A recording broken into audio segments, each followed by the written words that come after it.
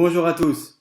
Dans la paracha de Behar est mentionnée la mitzvah de la Shemitah. De la même manière qu'au cours de la semaine, nous avons 6 jours pendant lesquels nous pouvons travailler, et le 7e jour est le jour du Shabbat, est un jour de repos, alors il en va de même pour le travail de la terre d'Israël lorsqu'elle appartient à des membres du peuple d'Israël. Pendant 6 ans, nous pouvons travailler la terre, mais la 7e année est appelée l'année de Shemitah, comme c'est le cas d'ailleurs cette année 5782, et c'est une année au cours de laquelle nous ne pouvons pas travailler la terre. Et également, la Shemitah va elle aussi se diviser en différents cycles. Et lorsque nous avons 7 fois la Shemitah, donc au bout de 49 ans, la 50e année est ce qu'on appelle l'année du Yovel. C'est une année très particulière, au cours de laquelle on va d'ailleurs sonner du shofar le jour de Yom Kippour, et ce que nous faisons aujourd'hui de sonner du shofar à la fin du jeûne, c'est justement en allusion à ce qui était fait à l'époque au jour de Kippour, lorsque ça tombait l'année du Yovel, et c'est une année au cours de laquelle les terres vont revenir à leurs propriétaires, les serviteurs vont également être libérés, et il y a de très nombreuses lois qui s'appliquent au cours de cette année.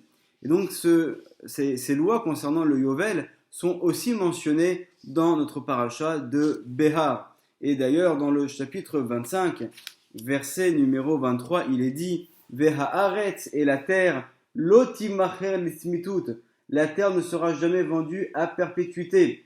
« Ki li ha'aretz » parce que dit Hachem, la terre m'appartient. « Ki gerim vetoshavim atem imadi » parce que vous êtes des étrangers et des habitants avec moi. Donc on voit ici ce grand principe qu'en fait la terre d'Israël appartient uniquement à Akadosh Baruch Hu. Et donc la durée maximale au cours de laquelle nous pouvons acheter une terre est de 50 ans seulement. Parce qu'au bout de 50 ans, on arrive dans l'année du Yovel et à ce moment-là, la terre revient à son propriétaire initial. Et ensuite, on va voir le verset numéro 24 qui va lui aussi être un peu le prolongement du verset numéro 23, comme le mentionne Rashi, qui nous dit Uvochol eretz achuzatrem. Et donc tout ce qu'il y aura comme possession sur votre terre, Geoula, donc une libération, une délivrance, Titenu la Haaretz, vous allez donner à la terre. Donc la terre sera libérée à la 50e année et elle pourra revenir à son propriétaire initial. Donc on voit ici a priori des versets qui, selon leur sens littéral, nous parle donc de lois relatives à la Shemitah et au Yovel. Sauf que le Ben Ishraï, dans son livre Birkat Hareach, en fait ce livre Birkat Hareach est l'un des écrits les plus récents qui a été imprimé au nom du Ben Ishraï, et en fait c'est un recueil d'écrits manuscrits qui ont été retrouvés dans les caves du renseignement irakien par les soldats américains au cours de la guerre en Irak, qui ont été amenés aux États-Unis et Baruch Hashem, qui ont pu être édités et imprimés par le musée Sepharad aux États-Unis, et donc qui contiennent de très nombreux chidushim qui n'avaient jamais été publiés par le Ben Ishraï, mais qui avaient été donc écrits de sa main. Et là, on va voir que le Ben Ishraï, en ce qui concerne notre verset numéro 24, va nous démontrer qu'en fait, au-delà du sens littéral, il y a aussi un message très très profond au niveau des enseignements, des fondements de la Kabbalah, des secrets de la Torah. Le Ben Ishraï nous explique que lorsque la lumière divine rentre à l'intérieur de nous, elle va donc se disposer selon les différents membres de notre corps, qu'on pourrait diviser en fait en 3 catégories. La tête, qui est donc la partie bien sûr la plus haute, avec les lumières divines les plus importantes qui vont rentrer. Ensuite, le haut du corps, et enfin le bas du corps. Et notre corps est à l'image des mondes supérieurs et des différentes sphirotes, des différentes sphères divines qui sont en fait des réceptacles pour recevoir la lumière spirituelle. Et donc on peut les diviser en 3 parties. La partie du haut, elle serait composée des 3 sphirotes qui sont Chochma, Bina et Da'at, qui sont donc au niveau de la tête. Ensuite, au niveau du corps, on aurait donc Chesed, qui correspondrait donc à la lumière qui rentre dans le bras droit, Gevura, à la lumière qui rentre dans le bras gauche et Tiferet qui serait la lumière qui rentre donc au niveau du corps lui-même. Donc ce serait donc la deuxième partie. Et enfin, la troisième et dernière partie qui elle aussi est composée de trois, qui sont donc le Netzach, la jambe droite, le Hod, la jambe gauche et le Yesod qui correspond à l'organe de la Brit Mila. Et donc de cette manière-là, on arrive à avoir un schéma complet et à avoir toutes les lumières divines qui vont rentrer à l'intérieur de nous.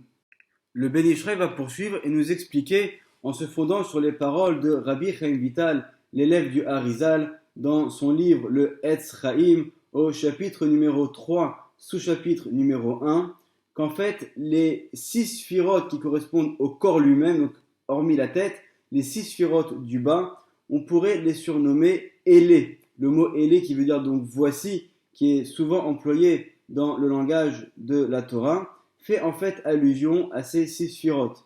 Et le Ben Ishraï va donner à cela deux explications.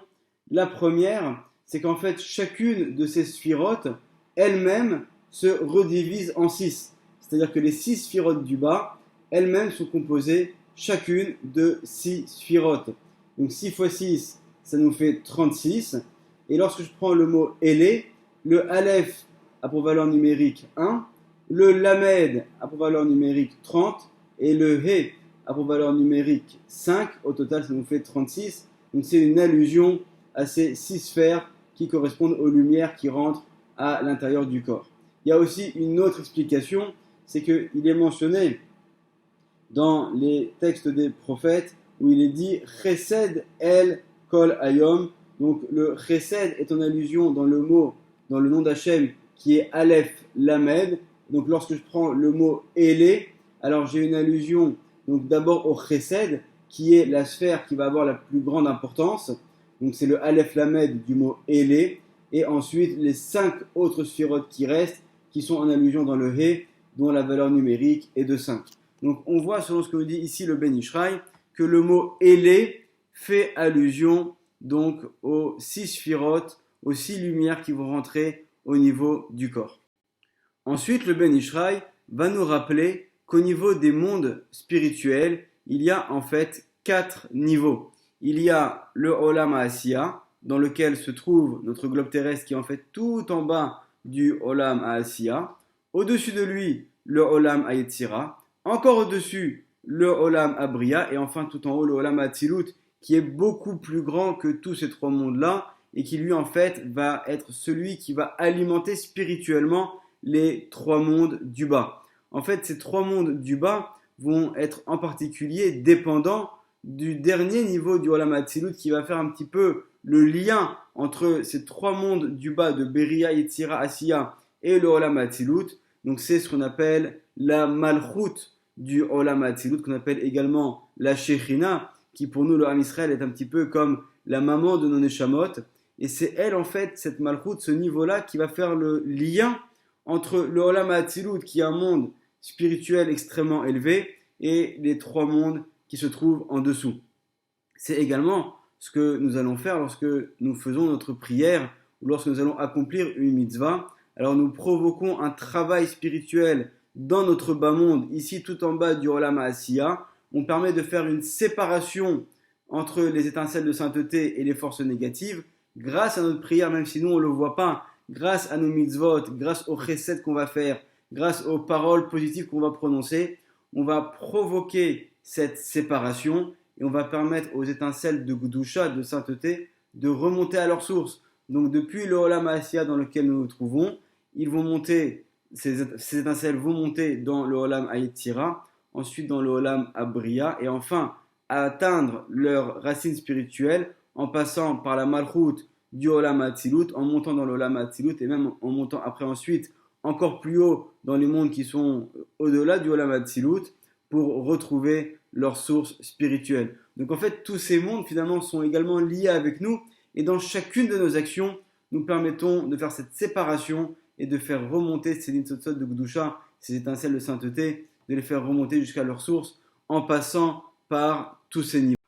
Le Ben Ishraï va ensuite aborder un principe de la Kabbalah qu'on n'avait pas eu l'occasion d'aborder dans d'autres cours. Jusqu'à maintenant, on a toujours expliqué que les mondes spirituels supérieurs sont les uns au-dessus des autres. On a donc la Asiya, au-dessus la Yetzira, encore au-dessus la Bria, et enfin tout en haut la Hatzilut. Sauf que le Ben Ishra vient ici rapporter les paroles du Rashash, qui nous dit que en fait, ce qu'on voit dans la hauteur, il faut aussi l'imaginer dans la largeur. En fait, il faudrait peut-être imaginer ou schématiser les choses avec des axes comme dans les mathématiques. Lorsque nous avons donc un axe vertical qui correspond à la hauteur, mais aussi un axe horizontal qui lui correspond à la profondeur ou à la largeur. Et ce qui concrètement voudrait dire que lorsque j'ai le Olam à Asiya, par exemple, qui est tout en bas, alors dans ce Olam à Asiya, il va y avoir à l'intérieur une redivision avec la Hatzilut du Olam à Asiya, la Bria du Olam à Asiya, la Yetzira du Olam à Asiya, et enfin la Asiya du Olam à Asiya.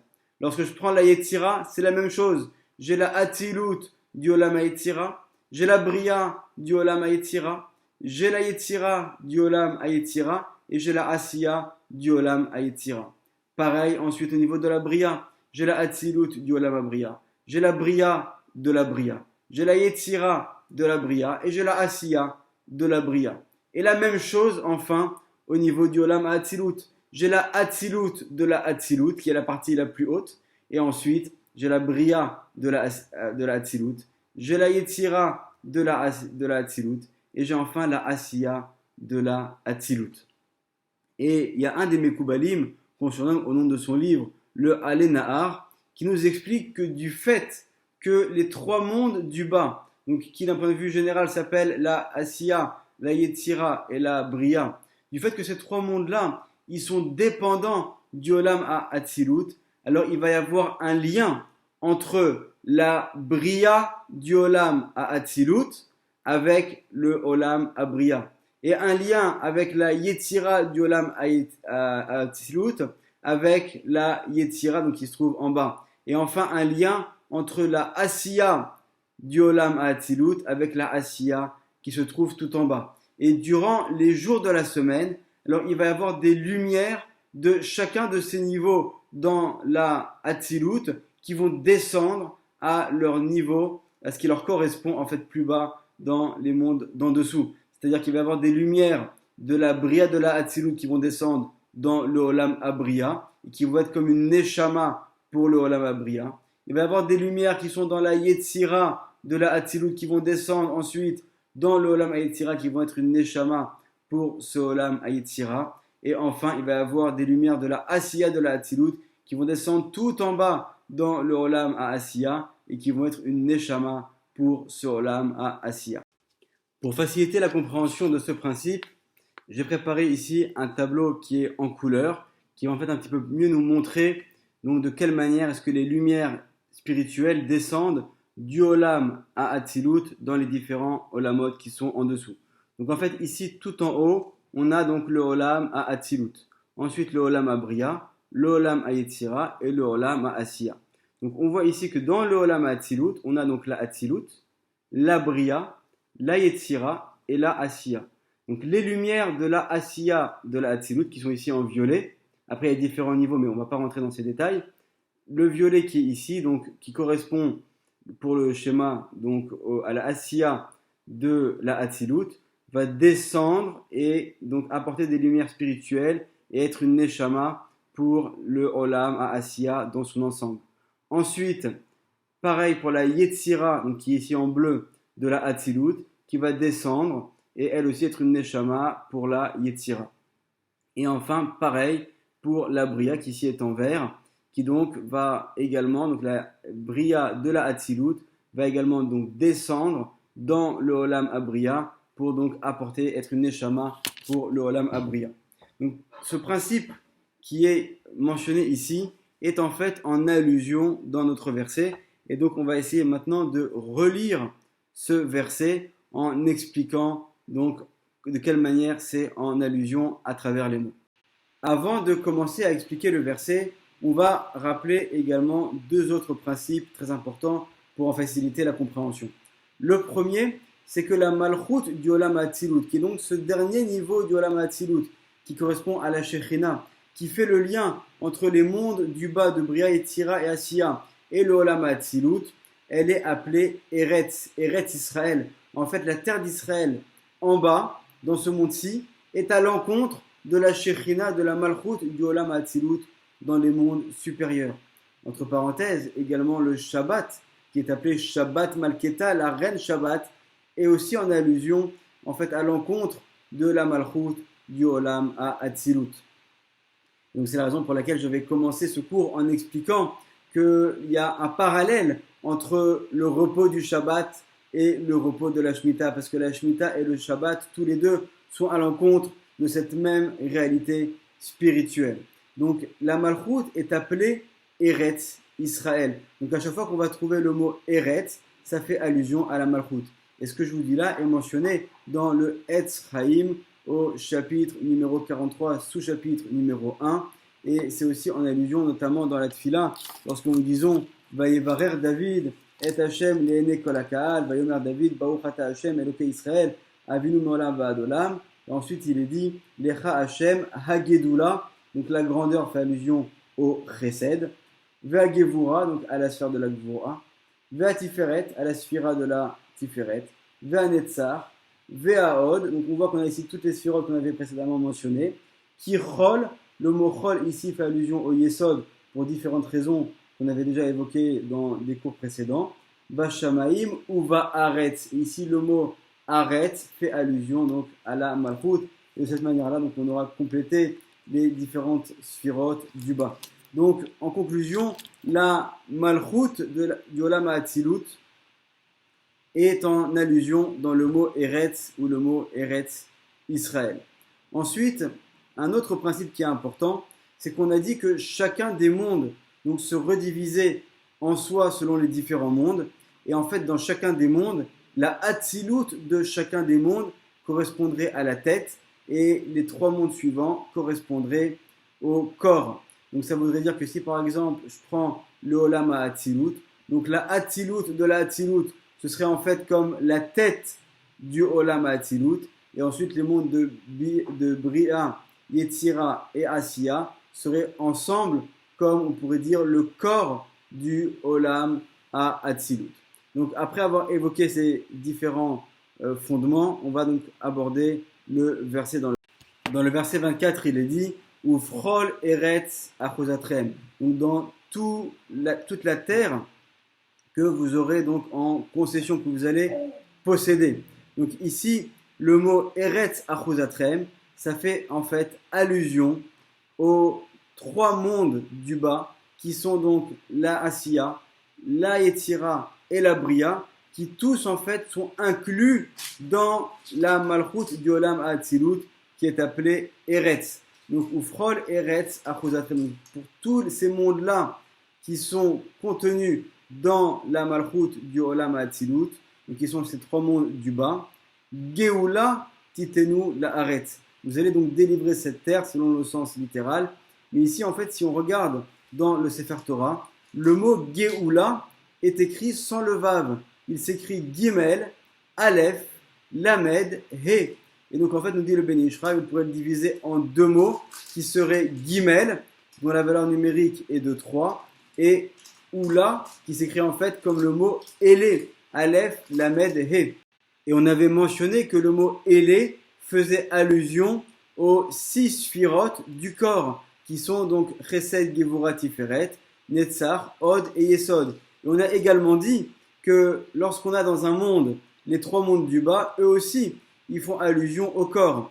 Donc en fait, ici, il y a une allusion aux trois mondes, mais qui sont tous compris dans le Olam Hatzilut, qui sont donc en fait la Bria du Olam Hatzilut, la Yetzira du Olam Hatzilut et la Asiya du Olam Hatzilut. Donc Gimel, donc ils sont trois, ces trois mondes, et mais ils correspondent aux sphères du corps. Titenu, vous allez donner la Haaretz, donc à la Malchut, mais qui en fait en elle à ces trois mondes du bas, donc qui cette fois-ci sont à la verticale, qui sont donc la Bria, la Yetzira et la Asiya. Donc en fait, si je reprends donc pour résumer, Ufrol Eretz Achosatrem. Donc pour chacun des mondes de Bria, Yetzira, Asiya, qui se trouvent donc à la verticale, dans la hauteur les uns en dessous des autres. Géoula, donc ces trois mondes qui sont donc cette fois-ci dans la profondeur, qui sont la Bria de la Hatzilut, la Yetzira de la Hatzilut et la Asiya de la Hatzilut, et vont descendre, titenu, vous allez les donner, c'est-à-dire ces lumières-là, elles vont être données comme Neshama, elles vont descendre dans ces trois mondes-là. La Haaretz, donc à la terre, mais qui fait en fait ici allusion à la Malchut du Olam HaAtzilut, qui inclut en elle ces trois mondes qui sont donc cette fois-ci à la verticale. Donc ces lumières-là vont faire en sorte que finalement la Bria de la Hatzilut va être une Neshama pour le Olam Abria, la Yetzira de la Hatzilut va être une Neshama pour la Yetzira dans son ensemble, et la Asiya du Olam HaAtzilut va être une Neshama pour le Olam Asiya. Et par le fait que ces lumières tellement hautes du Olam HaAtzilut vont descendre dans ces mondes qui sont si bas, ça va permettre d'apporter un flux spirituel qui va nous aider à faire remonter les étincelles de sainteté que nous faisons monter nous depuis tout le bas du Olam HaAsiya et qui doivent passer à travers tous ces différents canaux spirituels pour ensuite revenir à leur source. Donc on voit ici qu'à travers ce verset de quelques mots qui a priori paraissait être un verset relativement simple concernant les différentes lois du Yovel et de la Shemitah, en fait on a une allusion ici à toute l'architecture spirituelle des mondes supérieurs, à toute la profondeur. On voit que finalement, dans chacune de nos actions, il y a une profondeur spirituelle qui est inimaginable. En fait, à chaque fois que nous, dans notre bas monde, on fait une action, alors ça va avoir des répercussions dans tous les mondes là-haut. Et donc chaque fois qu'on va faire une bonne action, on va provoquer là-haut tout un flux spirituel qui va descendre pour nous aider et qui va permettre à cette spiritualité de revenir à sa source spirituelle. Et grâce à ce travail de tri, de séparation entre le bien et le mal, entre les bonnes étincelles qui sont dans la Kedusha et celles qui au contraire sont dans les forces négatives et qui à ce moment-là vont perdre de leur vitalité spirituelle et donc vont être détruites, on va permettre de rapprocher et de faire venir le Mashiach Bimera Beyamenu Uberachamim. Amen ve Amen. Shabbat Shalom. Et s'il y a des questions sur ce cours, je me ferai un plaisir d'y répondre. Et tous ceux qui veulent recevoir le tableau que j'ai montré avec les différentes couleurs sont invités à nous envoyer un message en privé sur WhatsApp ou en commentaire de cette vidéo. Et bien aider, on se fera un plaisir de leur envoyer. Baruch Adonai Le'olam. Amen ve Amen.